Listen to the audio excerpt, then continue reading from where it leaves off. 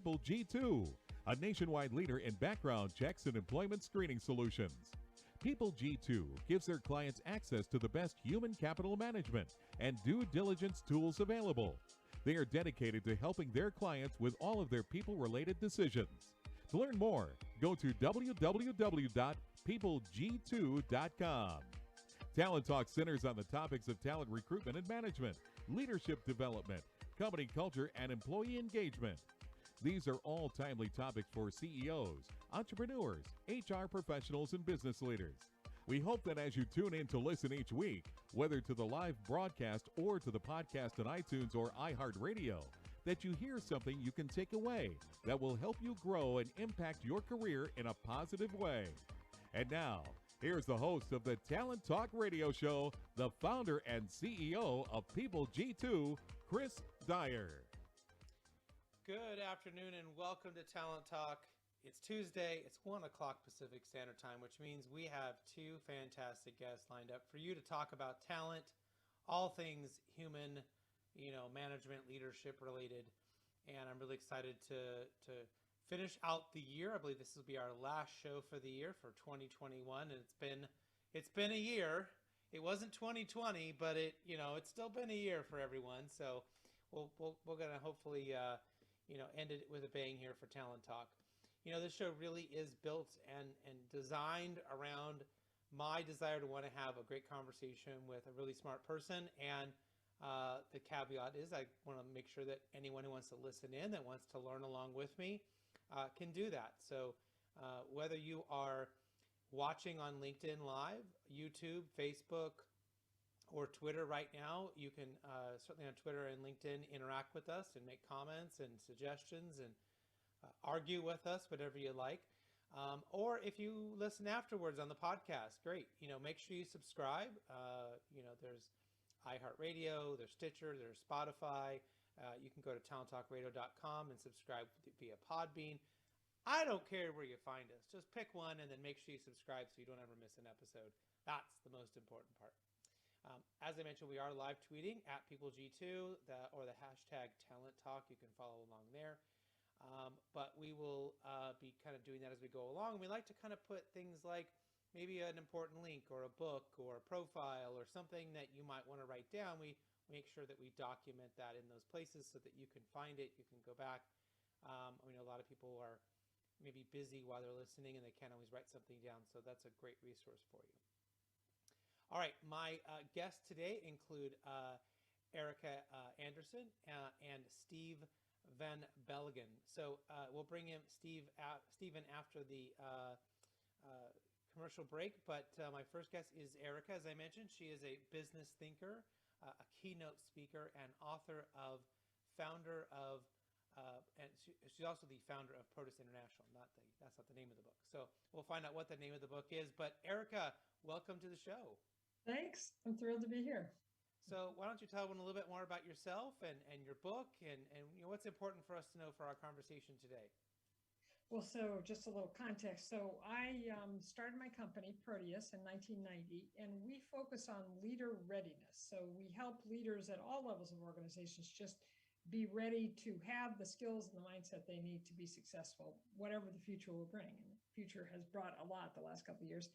And my latest book, which came out in October, is called Change from the Inside Out. It's the 5th book that I've written, and I'm really looking forward to talking to you about it. Change from the inside out. So there's a lot of books on change. I guess what's different about your book, or what is it you're hoping people, are going to be able to learn from picking up a copy of your book? I really love that question. So two things, I think. When I write a book, it's always because I've gotten curious about something, and it's usually about something that's really going to affect leaders. And we've had a change practice at Proteus for almost a decade, but I started 3 or 4 years ago, pre-pandemic, I started to get curious about two things. One was, why is change so hard for us? Because it is, change is hard. And then the other was, what actually happens when an individual person goes through a change, actually makes a change? And I felt like if I could find good, clear, kind of empirical answers to both those questions, it would be just dramatically helpful to individual human beings. And also, it would really put a great, even a stronger foundation to our change practice. And I feel like I found the answers to those questions. Yeah, so you mentioned that change is hard. Why is it that change is so hard? What makes it, difficult for us to do, and I guess especially professionally? Yeah, yes.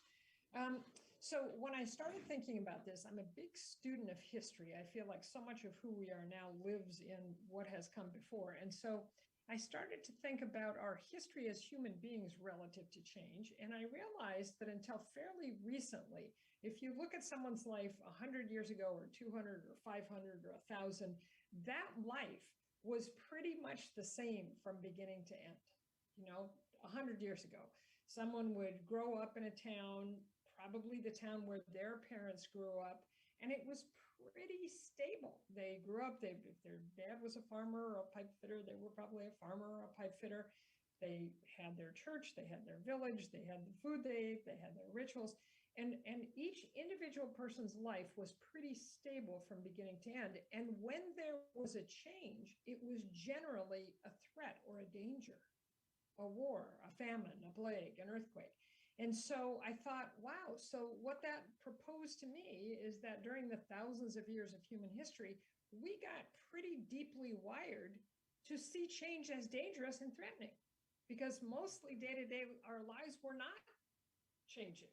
And we got wired to really rely on homeostasis, that urge to come back to a known, to a stable pre-existing condition.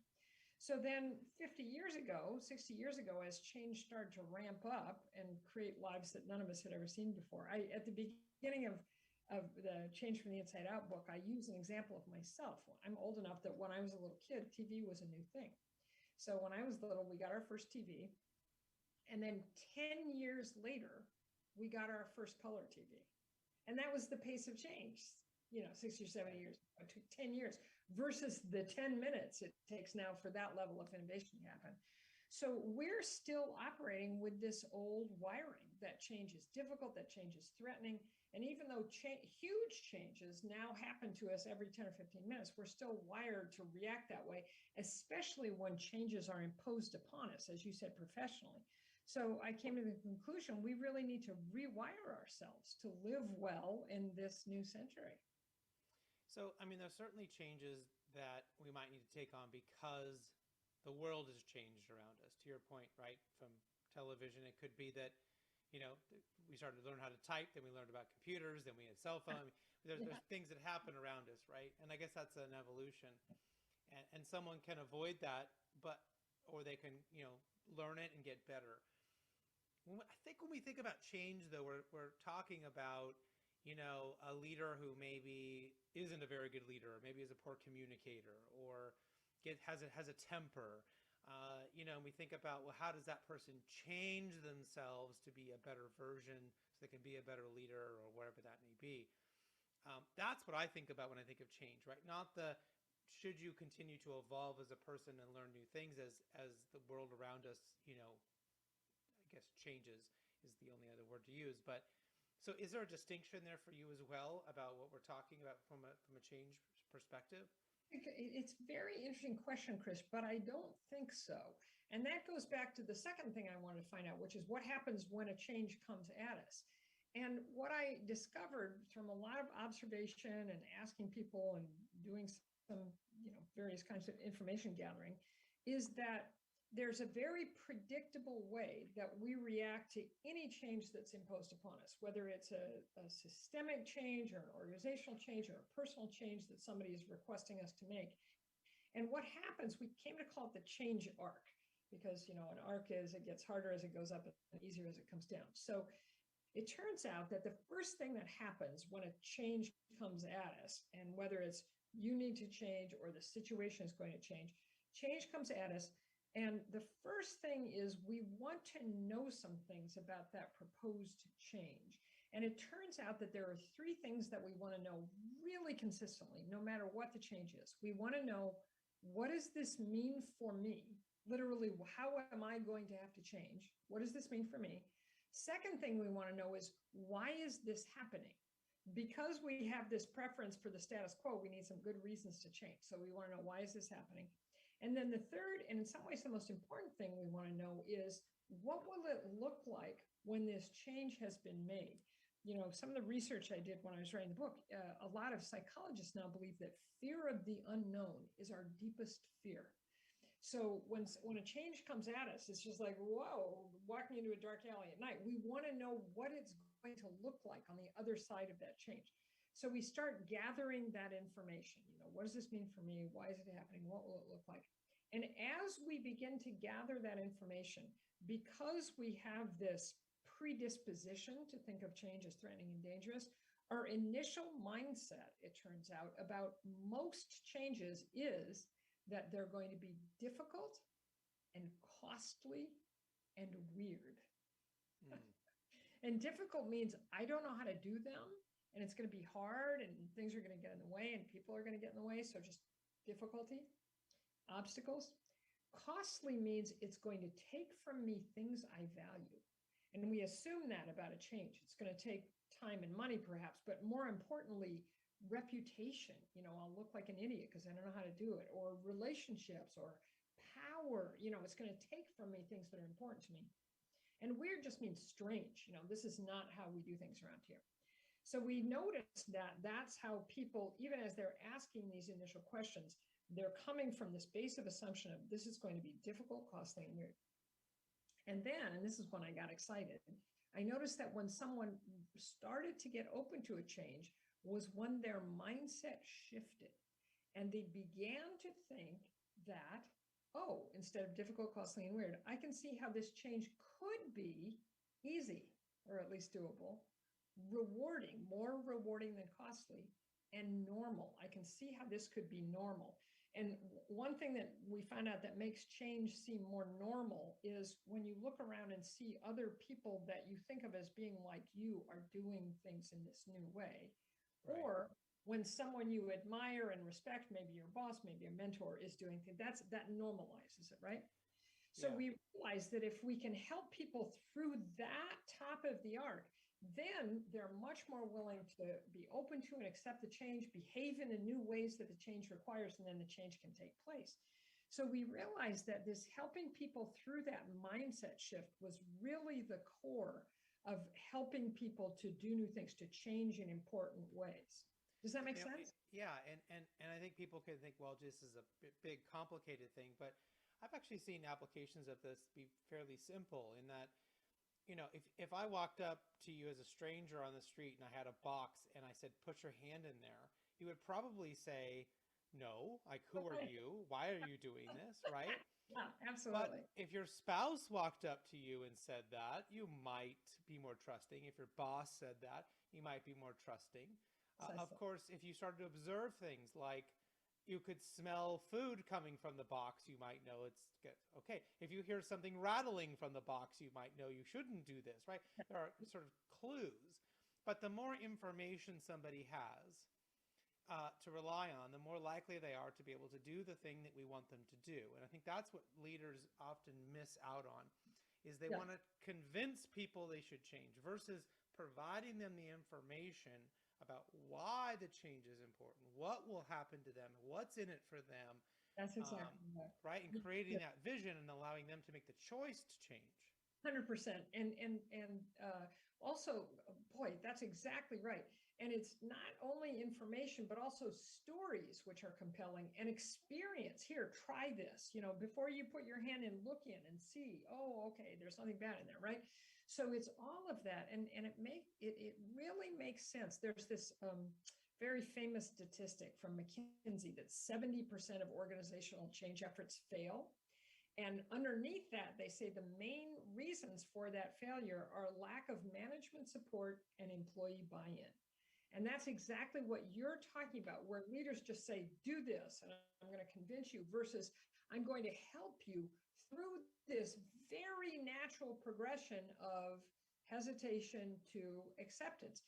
And so a lot of the change work that we do is integrating that kind of practical, here are the nuts and bolts things that need to happen to make this change, and the human side, like how do you help people through that shift to where they can start to think, oh, I can see how this could be easy. Yeah, yeah. Oh, I get the rewards. The rewards outweigh the costs, and you're doing it, and Amy, my boss, is doing it. Okay. That people need to go through that. They need to be supported through that. And that's when change can actually happen. Yeah, and that's a really important way to kind of phrase it. So many leaders are just trying to just go do this just because, right? And then we begin to not trust them either. We begin to think, well, they're just, they're pushing this stuff down on us. They don't understand. They don't know why we can't do this. They haven't, they're not sitting in my seat and understanding how that change is going to affect me. Precisely. All those types of things. But often they're also not doing it themselves. When we work with people with this model, with change, we always say, it's like when you're on an airplane and they say, put on your own mask before attempting to help others. You yourself as a leader have to go through that arc and come to the point where you really can see, okay, this could be easy, rewarding, and normal. Because otherwise, if you turn to your folks and say, do this, and they look at you and you're not doing it and you don't buy it, you're done. You're not going to have any credibility with them, right? Yeah. One of the things we've always used, and I've had my clients do, is, if you can find somebody, if you're going to do something and you want to change something, let's just say we want to bring in a new piece of software, right? And if there's some people that get it, that are super excited about that, and I call them champions. Yes. Right? They're a real champion for this thing, and they understand it, and they, at a high level, they have the deep knowledge, understanding. It's great to I used to like to send those people out to lunch, right? Or get them in a meeting or whatever with the people who are most staunchly against the change, and remove leadership from that conversation, because there's a power dynamic there, right? Yes. Yeah. Let the person who's super excited about it talk to the person who's super scared about it. And every single time, assuming it was a good idea, they could help them see the light, and they could move them so much faster than leadership. 1,000%, Chris. I love that. The only caveat to that is you have to make sure, and I talk about this some in the book, that those people who are already through the arc, that they don't kind of blame or shame the people that they understand that having some initial hesitation and asking a bunch of questions and feeling doubtful at first is perfectly natural. If they can be with people through that arc, then yes, I completely agree with you. Yeah, and we're certainly seeing a lot of these kinds of conversations happening now with, of course, with vaccines and pandemic and masks, and there are people who were willing to do these things right away. Some that a lot of people, I think, that waited and wanted to make sure that it went well. And then there are those that still won't change, right? That still have not make that decision. So I think we're sort of faced with this every day. Now, one thing I did want to ask you is, are there situations, are there times in which you think that it's important that people don't change, right? That they might be being asked to change, but maybe that's a bad idea. Maybe they shouldn't be doing that. Yes, I love that question. So the subtitle of the book is Helping You, Your Team, and Your Organization Become Change Capable. And when I first started writing the book 4 years ago, I thought, well, should it be change positive? But then I realized, no, it should be change capable. And what we found is that when people kind of really get this idea of the change arc and going through the mindset shift, if you can come to a change, it allows you to come to a change neutral, just neutral. Not thinking automatically it's going to be bad or that it's going to be good. And if you come into a change neutral where you're saying, I don't know yet. This could be hard, could be easy, could be costly, could be rewarding. I just don't know. Let me look and see. Then that allows you to assess change more accurately, because certainly there are changes that are ill-conceived, unnecessary. So you want, if you come at all change negative, then you can't actually tell whether a change is good or bad. But if you come into it neutrally, then you can assess it properly. Yeah. I mean, I have the worst handwriting ever. I should be a doctor. I'm not smart enough to be a doctor, but I have the handwriting of a doctor. So, that old sort of wise tale. But I've never felt the need to change that, right? I've never felt the need to, I can read it, so it's fine. I can type things. I have an alternate way to communicate. I can type things that people can read perfectly well. But I'm not writing a whole lot of handwritten letters, to people, because my handwriting is pretty terrible. so that's not something I'm going to be focused on for change. But I think if my team told me, hey, we need you to listen to us more, or I got some sort of important feedback that's going to impact my ability to lead or to help us reach our goals, then that would be something I would think about. How could I improve, or how could I change, or what That, other that's things a I could do? great example, Chris. I really love that. And that really comes down to rewarding, right? Costly rewarding.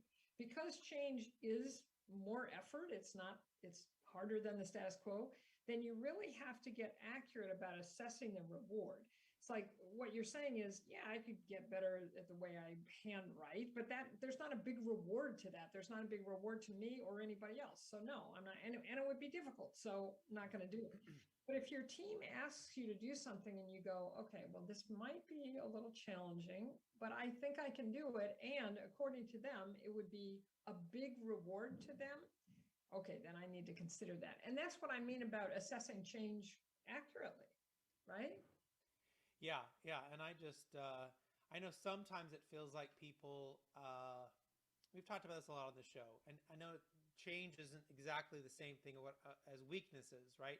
We tell people that maybe they're not as good in certain areas, and I'm a big advocate for people not spending a lot of time trying to be better at things that they're tend to be weak at as an adult, right? As a full-fledged adult, that maybe if you didn't spend the time to learn how to be really good at math and you just are struggling at math, then maybe you're not going to go be an accountant, right? You're not going to go into that job, but you're really good at talking to people, then you should be doing jobs where you're really good at talking to people, like sales or customer service or something Yes. like that, Yeah. right? No, I generally agree with you that it's much better to play to your strengths. And then this frame of easy, rewarding, and normal is so helpful to figure out exactly what we're saying. It's like, okay, so somebody's telling me that I need to get better at thing X.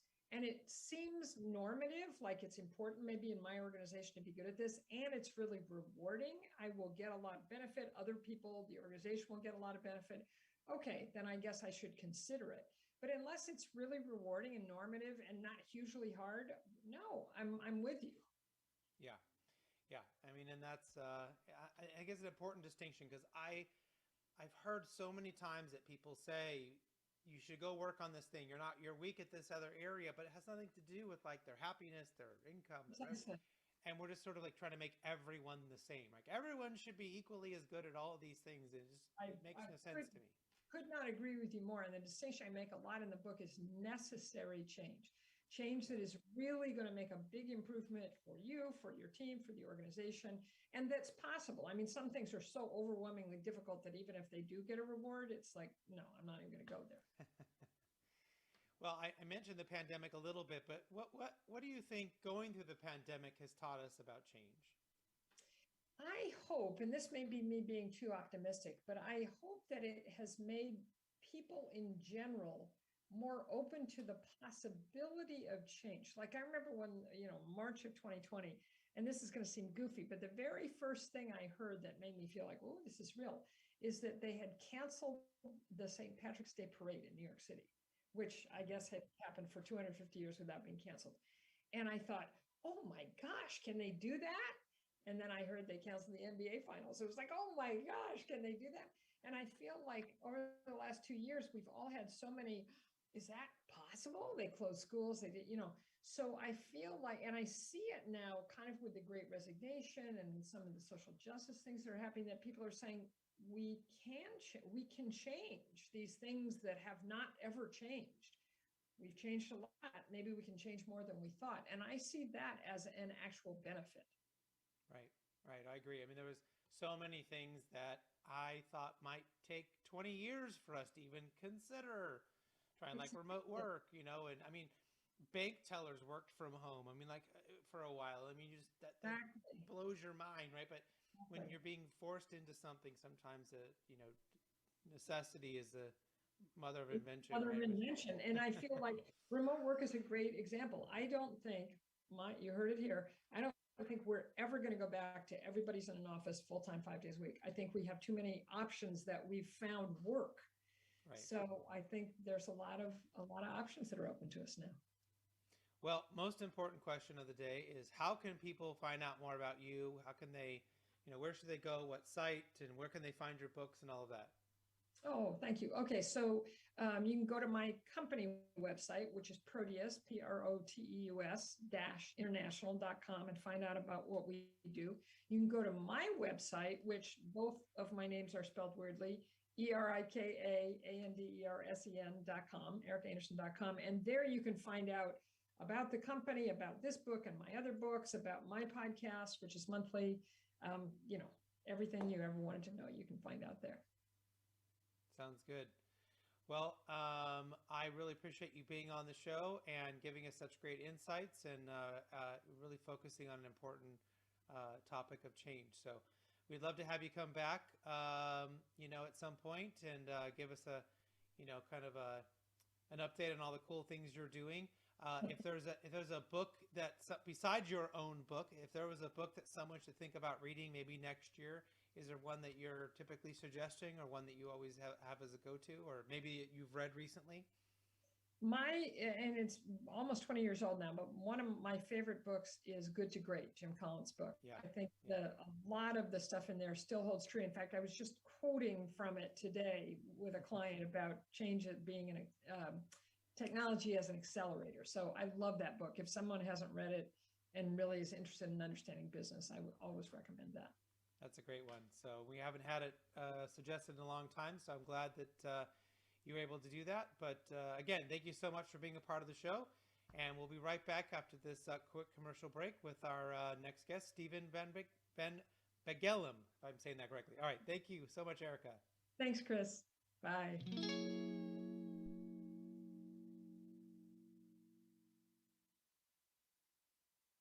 Imagine buying a newspaper and discovering that the news you're reading is 6 months old. There isn't much that stays the same for 6 months, and the same thing goes for background checks. In a time when so much outdated information is being passed around, it's good to know that People G2 offers something different. At People G2, we provide today's intelligence, not yesterday's news.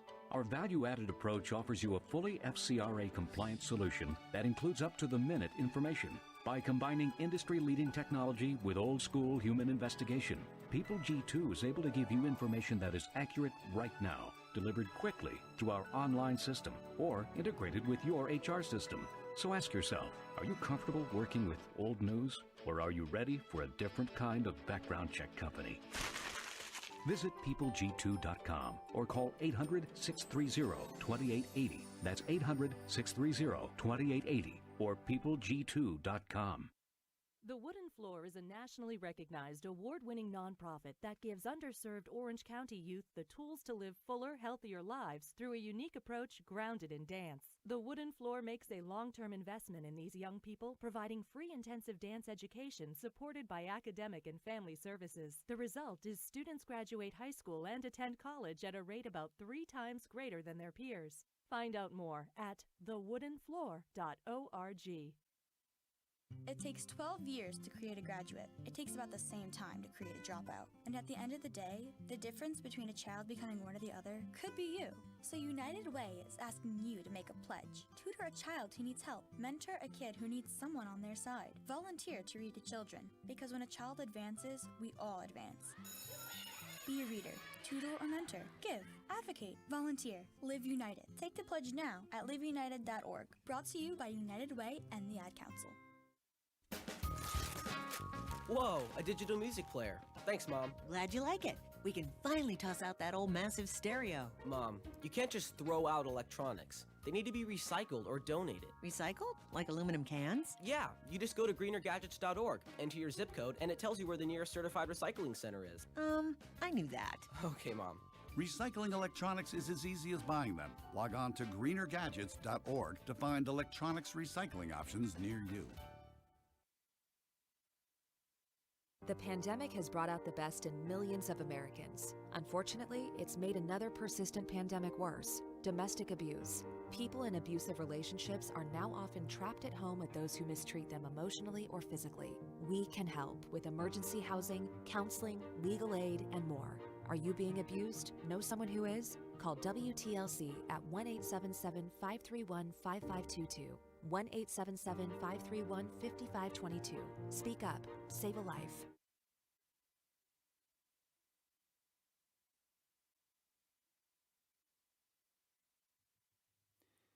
ABC News, I'm John Shea. President Biden has been addressing the American people, urging them to have coronavirus vaccinations and booster jabs. He said it was their patriotic duty to do so and that they owed it to their loved ones to be safe. The answer is straightforward. If you're not fully vaccinated, you have good reason to be concerned. You're at a high risk of getting sick. And if you get sick, you're likely to spread it to others, including friends and family. The unvaccinated have a significantly higher risk of ending up in a hospital or even dying. Almost everyone who has died from COVID-19 in the past many months has been unvaccinated. The Omicron variant of the coronavirus now accounts for almost 3/4 of all COVID-19 cases in the United States. Earlier, the mayor of New York, Bill de Blasio, promised a $100 reward to everyone who gets a COVID booster jab between now and the end of the month. Several European countries have announced that they're tightening measures to fight the coronavirus. They include Germany, whose Chancellor Olaf Scholz says the restrictions will come in next week. Our Europe regional editor Danny Eberhard has more details.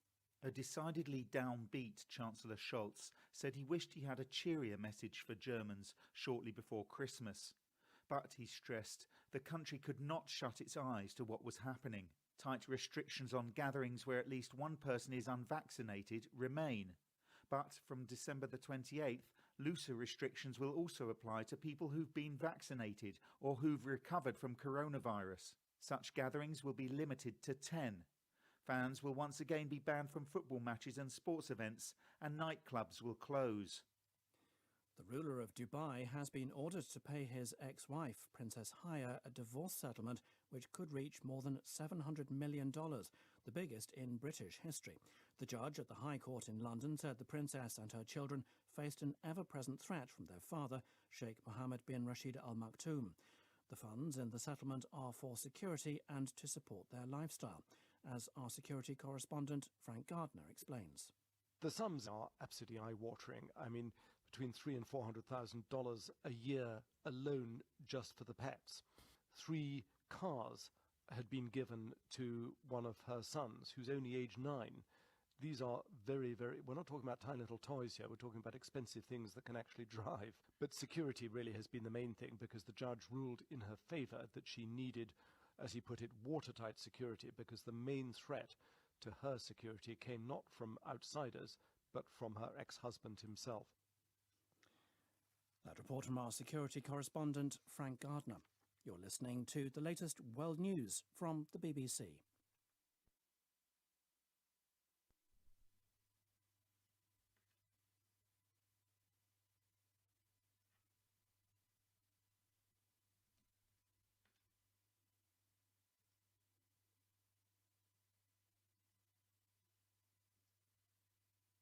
Recording stopped.